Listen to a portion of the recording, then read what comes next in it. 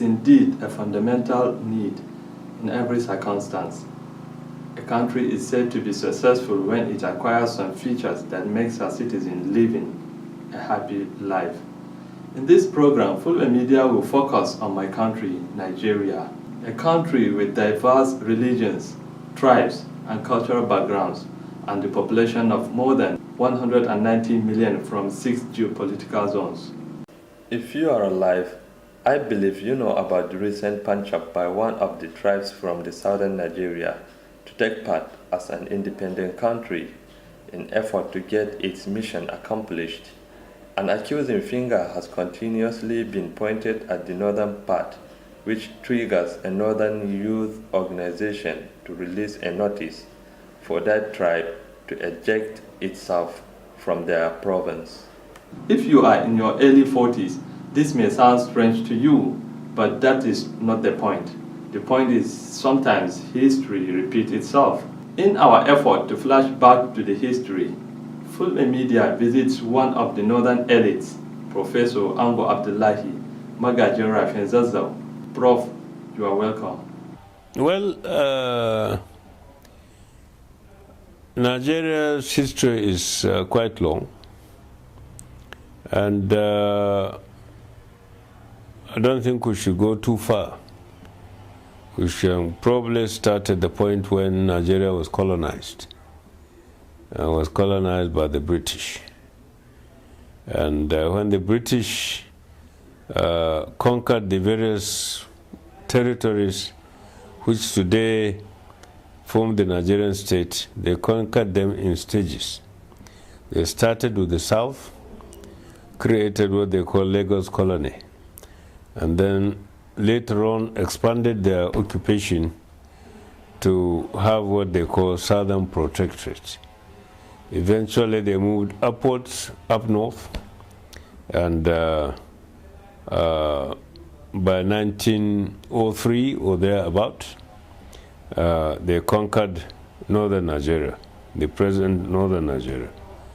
And in 1914, Lord Lugard, who was in charge of the whole country as Governor General, decided to amalgamate the Southern Protectorate and Northern Protectorate and named the entire territory Nigeria.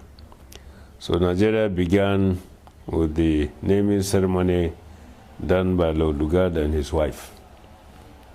From that point on, the British managed our political and economic affairs. And gradually, the Nigerian participation, even though at a very low level, continued to expand. And gradually, with education being acquired by various people in various parts of the country, particularly from the south, people began to look forward to when would the British leave and leave us to govern ourselves and so on, as they saw happening in other parts of Africa. And this is what led to the various components of Nigeria, the regions that the British created, agreed, their leaders agreed that Nigeria could become independent in 1960. And so it was. Nigeria became independent in 1960. But from that point on, the political struggle from the various components showed very clearly that we had a lot of challenges ahead of us, especially at the political and social and even at economic level. And when some sections of the country felt that they were in a hurry to take over the control of the country, preferably politically, but they found that politically it wasn't possible, it was not going to be easy, in fact it wasn't possible. They decided to take the shortcut of using their military children to terminate the civilian government of that time, of the late Prime Minister Abubakar, and that led to the murder of the Northern Premier and the Western Nigerian Premier, and indeed the killing of very senior military officers, especially those of northern origin. So clearly the crisis was obvious in 1966 when this happened. And the agenda, the ethnic agenda became very clear. And before we realized finally that the agenda was quite profound, that the Igbos wanted to dominate this country. And if they couldn't dominate it politically, they should take other measures like the military option to do so. The North naturally reacted and reversed the gains that the Easterners made by the killing of the Ironsi leadership and the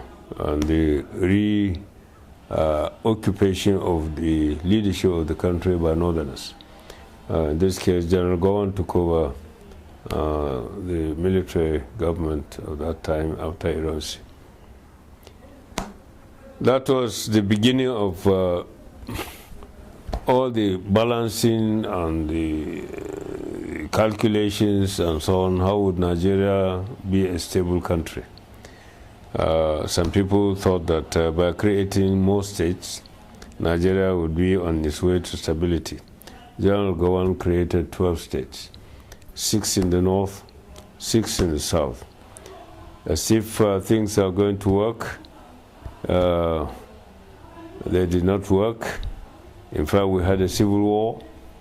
The civil war ended in 1970, and after the civil war again, trial was given to see how the military would hand over eventually to the civilians.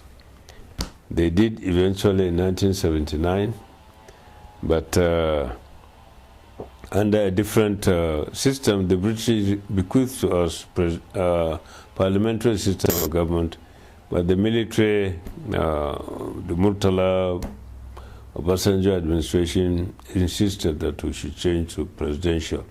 Again, I consider it a major mistake, but one of the additional factors of instability in this country is the replacement of the parliamentary system of government with the presidential system of government.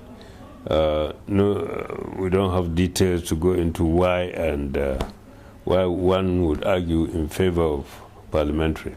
But we had presidential, but from all indication, the presidential system has not worked.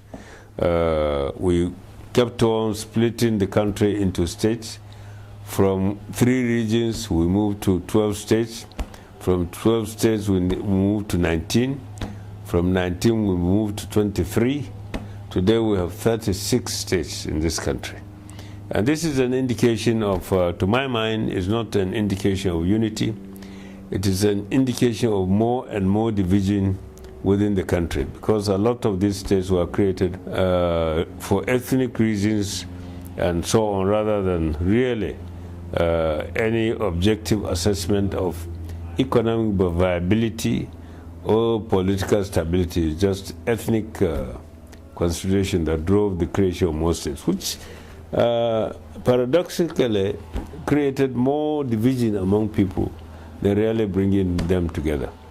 And this is where we are now. With all this creation of states, with everything that we have done, 4 constitutional conferences, Nigeria is still not stable. The most recent thing is very clear.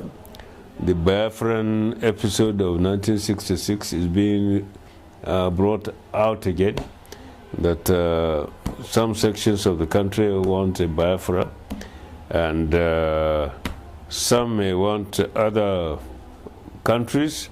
They may not have come out yet, but we are aware there are so many states in the southern part of the country where they have already developed national anthem, national flags, and so on and so forth.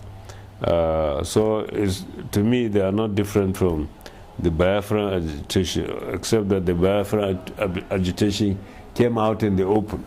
But these ones are still being quietly hidden. But at the end of the day, whatever is hidden will come out. So what we're saying is that, what I'm saying rather, is that for 60 years, almost 60 years, we have not been able to move this country forward in the way that was expected, given our potential at the beginning. There are so many countries that gained their independence about the same time as we did.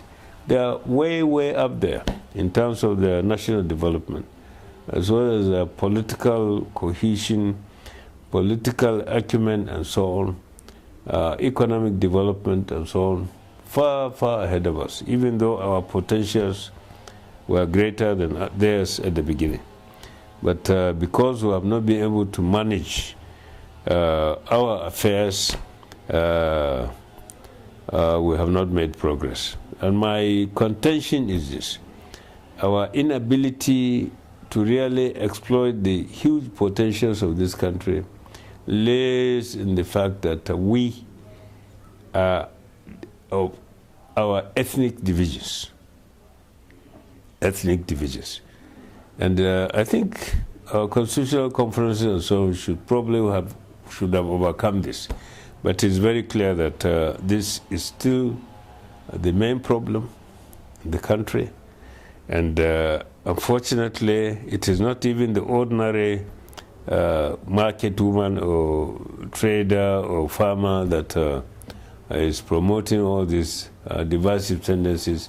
It is we, the elites, the educated elites in Nigeria, particularly those holding political offices and so on, are the ones driving in the direction of these divisions. And it's deliberate, very, very deliberate. And it cannot be an accident. And if that is the case, my contention is that rather than waste generations of Nigerians yet unborn because of this, because we can spend another 60 years in one place. So why don't we sit down again and really look at, I believe in restructuring Nigeria, but restructuring Nigeria fundamentally. From 1914, when, to my mind, some people say Lugard made a mistake by collapsing the North and the South. If we can start from there, then we can use that line to start with, so that the South will look at itself as perhaps more homogeneous.